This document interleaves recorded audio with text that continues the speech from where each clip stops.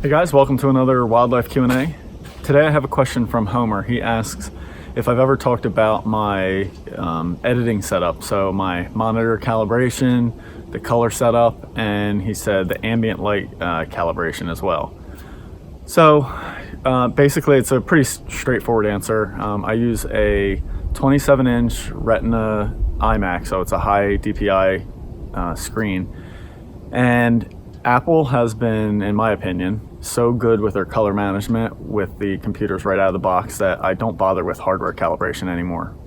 I used to use a hardware calibrator that actually stuck to the screen and would calibrate it and everything, and that worked really good, but I haven't had to do that in a very long time. When I first got this new computer, I ran the hardware calibrator on it, and to my eye it actually made things just look a little bit off for me. So right now I just use the computer as it is out of the box, and with the one photo lab that I use and some printing I've done in other places, everything seems really right on, you know. Obviously it's never going to be perfect across all devices, but in my opinion it's close enough to be good in 95% of most circumstances that I need it for. As far as the ambient light, I don't do any calibrating or anything with that. I know some monitor calibrators actually have the ability to monitor ambient light and change the brightness accordingly. I leave the brightness on my monitor static, and I do control the brightness in the room. So I have shades on the windows, so that way when I am editing I can block out most of the daylight coming in, because if there's too strong daylight coming in, it definitely affects my perception. If you have a brightly colored room, I think sometimes that color can kind of bleed into your vision and kind of affect what you're looking at on the screen. So I would recommend kind of using a neutral room, but I mean, it's not like you're going to repaint your room or your house just to handle color editing. At least I assume not. The only other thing I would say to really keep your eye on is with laptops. When you're editing out and about, I know a lot of people edit on laptops, and while that's great, the brightness on those is usually all over the place.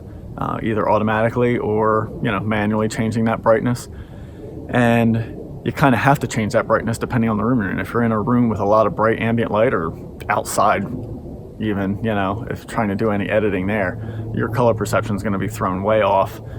Your perception of density and brightness is going to be thrown way off. So in that regard, I do have a very controlled environment that I do editing on. I have done some editing on my laptop, and I'm not a fan at all. I mean, that screen compared to the big desktop screen is just, there's no comparison, and so I really kind of struggle to edit on the laptop. I don't like to. I will if I have to, and I think you can get by with it. I certainly have made perfectly good images editing on my laptop when I'm on the go, especially when I spend some time in Florida in the winter.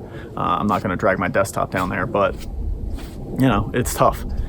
So if you have control over the room you're in, so if you're going to be editing on a laptop and you can go to a room with less ambient light, less daylight kind of coming in, or at least be able to control that with some shades or blinds or something like that, I think that's a good thing. Other than that,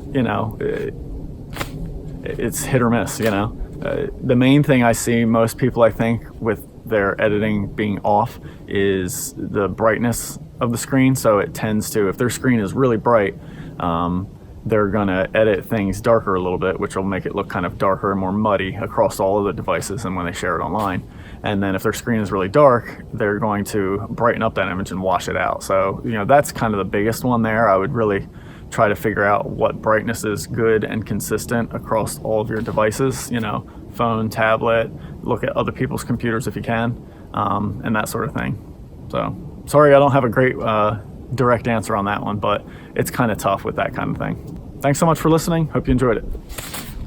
Thanks so much for submitting questions, and if you have a question you'd like to ask me about wildlife photography, hop on over to my website at rayhennessy.com and submit the question there, and I might just choose it for a future episode. Don't forget to subscribe to this channel if you like everything I've been sharing here, and I share a ton of other stuff on my website, blog posts, articles, other instructional videos that aren't even available on this YouTube channel. You can also subscribe to the email list on my website to get exclusive tips, tricks, and offers.